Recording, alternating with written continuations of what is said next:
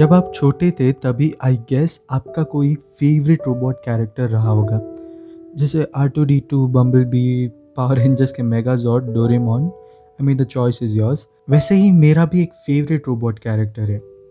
Actually speaking it's two robots. Title जिन्हें पता है they know that it's the Daft Punk. And you might be wondering why I'm calling them as characters, and I have good reasons for that. And जिन्हें नहीं पता डैफ्ट पंक कौन है, मैंने इसीलिए ही ये वीडियो बनाई है to tell people about them, because सिर्फ कुछ आर्टिस्ट होते हैं who are timeless by nature. Video देखते रहो and you will eventually get to know what I mean by that. We'll discuss their history, their journey, more importantly, their music, the inspiration behind it, and of course, the persona that they portray. But before we begin, make sure to subscribe and ring the bell if you like deep, informative videos like this on music, movies, and other popular culture. I'll not waste any more of your time, so let's dive deep. Daft Punk is a French electro music duo from Paris जिसमें है Guy Manuel de Homem Christo, the Golden Robot, and Thomas Bangalter, the Silver Robot. Let's first talk about their early life before they became the Daft Punk. So who are you कि दोनों same school में पढ़े लिखे and were friends already as they both shared an interest of rock music. They had an instant connection and just became good friends, which led to the creation of the band called Darlin with Lauren Brockovich in 1992. Where Guy played the bass and Thomas played the guitar. The trio opened stage shows in UK and also made and published a cover named The Beach Boys. Now this gets interesting because release के बाद एक reviewer जिसका नाम है Dave Jennings in Melody Maker called it a daft punky trash. But they decided to turn this negative comment into their own name. In my opinion, totally badass move. And when asked about it, Homam Christo stated that they struggled so long to find Darlin and this happened so quickly. And then the group Daft Punk was created. Question remains ki how did they get into making electronic music? In the early ages, Daft Punk attended a lot of parties and उनमें से कुछ parties थी rave. Now you might not know कि rave क्या होता है. Answer वही है usual Darwin dance, but important बात ये है कि वहाँ DJs used to do live performance.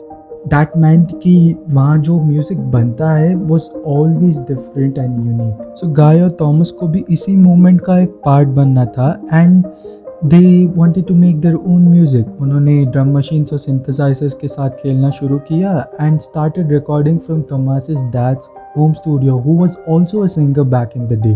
और उसमें से निकला their debut single The New Wave in 1994 and The Funk in 1995.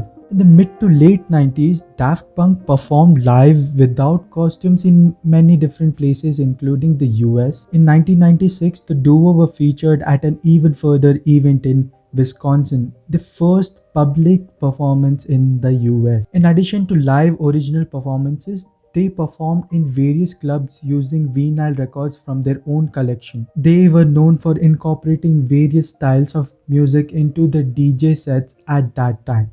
After just two singles, there was a bidding war between labels to sign them, which concluded in them signing with Virgin Records because they could then own their own recording. This is important because we all know that some labels exploit artists and do not credit them much. Now, this leads us to their first album, Homework.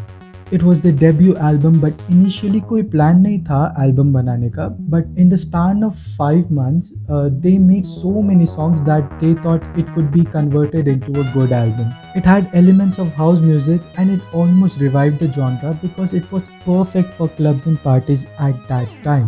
The UK dance magazine Music described it as one of the most hyped debut albums in a long time. The most popular tracks were Around the World and The Funk, which also had some awesome music videos. I recommend you go check them out. उन्होंने वही music video collection को release किया in 1999, titled it Daft, a story about dogs, androids, firemen and tomatoes.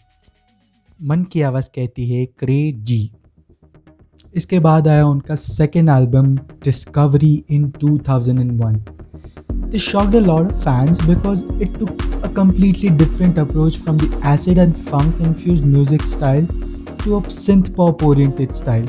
पर उसके पीछे reason ये था कि it was an attempt to reconnect with a playful, open-minded attitude that is associated with discovery phase of childhood.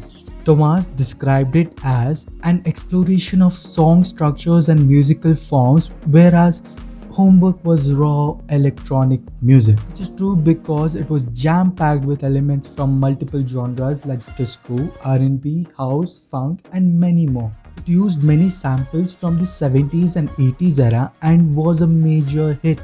Its tracks like One More Time, Digital Love, Harder, Better, Stronger, Faster, Face to Face topped charts in many countries. ये मेरी favorite albums में से एक है because it had elements from the past but yet it sounded new and fresh, which makes it great in its own right. But asli surprise बाकी था. In the year 2003, they released an animated film Interstellar 5555, the story of the secret star system. Under the supervision of Leiji Matsumoto, the film had some amazing visuals and also featured songs from the Discovery album. I recommend you go check it out if you're a fan of watching anime. By visuals, let us take a look at their appearance and the persona that they developed while making music. Let's talk a little about why they wear helmets. So in the early days when Daft Punk as artists blew up, they had to go to many interviews which they were not so hyped about as they believed in letting the music speak for itself because they never really sought out fame. They were keen on making their music as the spotlight rather than themselves. Also, both were naturally shy and hence they used to wear Halloween or party masks to hide their faces, which was a very improvised approach. But later, in their more visible discovery years, Daft Punk appeared wearing their iconic robot helmets and gear. Bangalter noted that the foundation for a lot of what we are about artistically is the 1974 film Phantom of the Paradise, in which the title character prominently wears a mask. Daft Punk were also fans of the 1970s band Space, known for wearing space suits and helmets which hide the performer's appearance. The helmets were produced and designed by Paul Hahn of the Daft Arts and the French directors Alex and Martin. With engineering by Tony Gardner and Alterian Inc., they were capable of various LED effects. Wigs were originally attached to both helmets, but the duo removed them just before the outfits were publicly unveiled in 2001. Bangalter once stated, "We did not choose to become robots. There was an accident in our studio. We were working on a sampler and exactly at 9:09 a.m. on September 9, 1999, it exploded. We regained consciousness. We discovered that we had become robots." That was obviously for the press. Going to their third album, Human After All, in 2005. Got a lot of mixed reviews because ऐसा लगा कि the album was rushed, and it was because it was produced in a span of 6 weeks. और इसीलिए भी because they went back to their roots of making heavy electronics, and there was a new audience to be pleased because of the Discovery album. But that's what makes them different. They made music for themselves and didn't really care about what people might say. Some popular tracks were Robot Rock, Technologic, Human After All, which also had some amazing music videos. There was also a fourth music video, but it was compromised because of their upcoming film Daft Punk's Electroma, which released in 21st May 2006, where we see that they ditched the heavy LED gear for a more clean look. The film ironically does not feature any of their music, and there are no dialogues, just ambient noise conveying the message in silence. Daft was deaf. Which leads us to the Alive tour in 2007, where they performed at the Coachella Festival. It was like nothing that the people had ever seen before. Even the manager did not know what they were up to. But जब उन्होंने अपने आप को reveal किया, the crowd went wild over the way they mixed the music, and The visuals and the pyramid like stage, it was awesome. And it mainly played songs from Human after all. But it sounded so much better because they could tweak it live and use the equalizer to balance those distortions out. Many regard it as one of the best performances of all time, and many also regret not attending it till this day.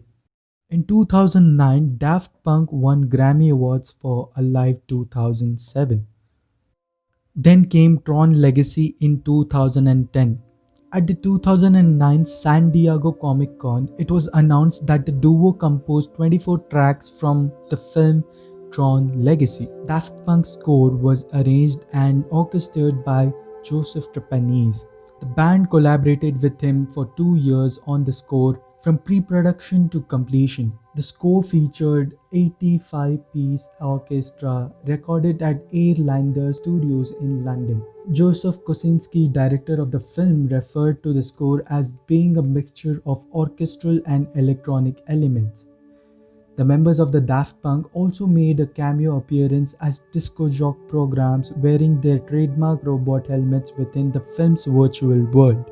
There is Among All is my favorite track from this album. Walt Disney released a remix album of the score titled Tron Legacy Reconfigured on 5th April 2011. Thomas described it as humbling. You'll get to know why further. On 17th May 2013, Daft Punk released their fourth album and arguably a fan favorite, also a very ambitious one at that, Random Access Memories. This album, in my opinion, is a masterpiece. And if I wanted to, I could make a full length video on Discovery and Ram alone, which I probably will in the future. Fans always debate which one is better, and nobody comes up with a conclusion. Let's see what I'm talking about. It featured a variety of collabs with many artists of the likes Paul Williams, Nile Rodgers, Panda Bear, Giorgio Moroder, Pharrell Williams, Julian Casablancas, Todd Edwards, and many more. Okay, get this.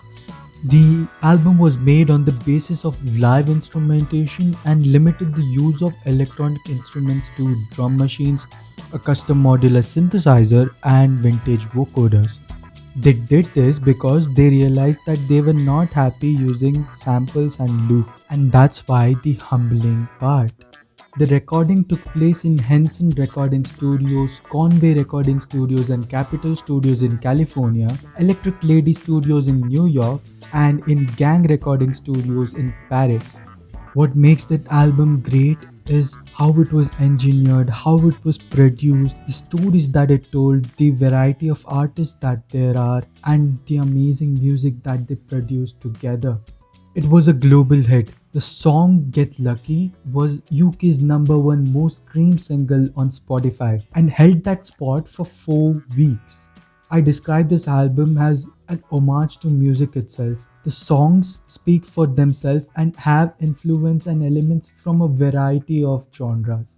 For the 56th annual Grammy Awards, Random Access Memories won 6 Grammys, including the Album of the Year and the Record of the Year, and it just cemented its musical prowess.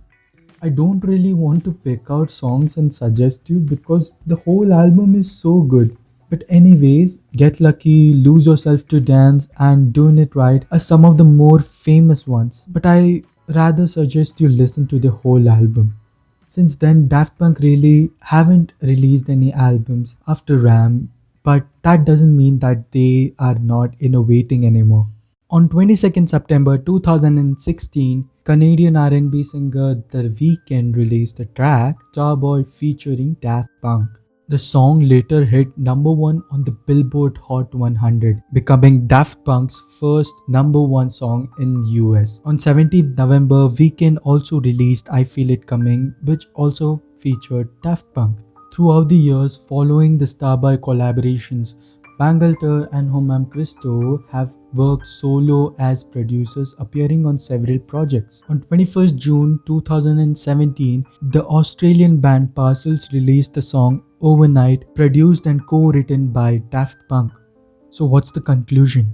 Well, let's say being born in an era where music was changing rapidly, they did not buy into cliches. Rather, Daft Punk honed and perfected their craft of making music, refining it to its finest details. Despite having an enigmatic persona, they still convey emotions. And emotions is what makes music. Music that belongs to the past yet brings a sense of futurism, making it timeless in its own right. And that is what makes them a better artist, at least in my opinion.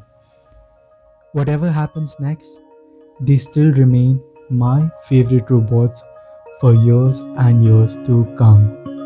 Thank you for watching the video and video अच्छा लगा हो तो like कर देना नहीं अच्छा लगा हो तो dislike कर देना and I'll see you guys in the next one. Be kind.